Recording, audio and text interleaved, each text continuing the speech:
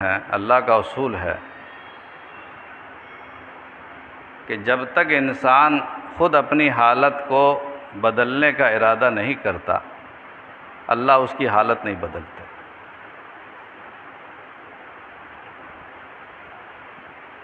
زبردستی اللہ تعالیٰ نہیں آئیں گے کہ ہماری نماز پڑھو۔ نماز پڑھنا انسان نہیں چاہے گا، اللہ تعالیٰ نماز نہیں پڑھوا سکتے۔ روزہ پڑھوا سکتے کا معنی اللہ قادر مطلق ہے، کر سکتا ہے لیکن نہیں کرتا، اللہ کا قانون نہیں ہے، دنیا میں قانون قدرت نہیں۔ جو کام کرنا ہے انسان اپنے جذبے سے کرے گا تو کامیاب ہوگا، ورنہ کامیاب نہیں ہوگا۔ کسی کے دباؤ میں آ کر یا کسی لالچ میں آ کر کے بھی کام کرے گا تو بھی فائدہ نہیں۔ جب تک انسان خود اپنے آپ کو بدلنے کا ارادہ نہیں کرے گا، اس وقت تک وہ کامیاب نہیں ہوگا، اس کی حالت اللہ بھی نہیں بدلیں گے۔ ان اللہ لا یغیر ما بقوم حتی یغیروا ما بانفسہم، قرآن کریم کی سورہ رعد کی آیت ہے۔ اللہ تعالیٰ جب تک کہ تم اپنی حالت کو بدلنے کا ارادہ نہیں کرو گے، تمہاری حالت کو اللہ نہیں بدلیں گے۔ یہ اسی آیت کو سامنے رکھ کر مولانا ظفر علی خان صاحب رحمۃ اللہ علیہ نے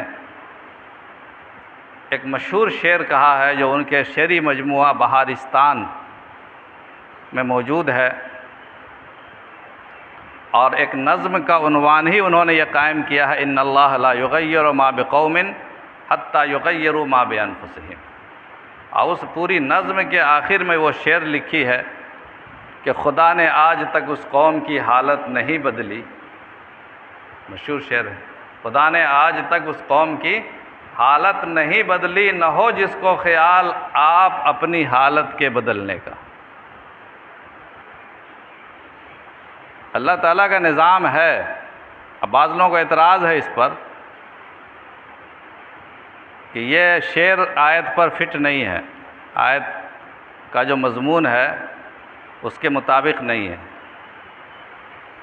انہوں نے کہا کہ مفسرین نے لکھا ہے کہ یہ اللہ کی نعمت کے بارے میں صرف قاعدہ ہے، ان اللہ لا یغیر ما بقوم حتی یغیروا ما بانفسہم، کہ اللہ تعالیٰ اپنی نعمتوں کو دینے کے بعد کسی سے یوں ہی نہیں چھین لیتے ہیں جب تک کہ وہ انسان خود اس لائق نہ رہ جائے، نالائق بن جائے تب چھینتے ہیں۔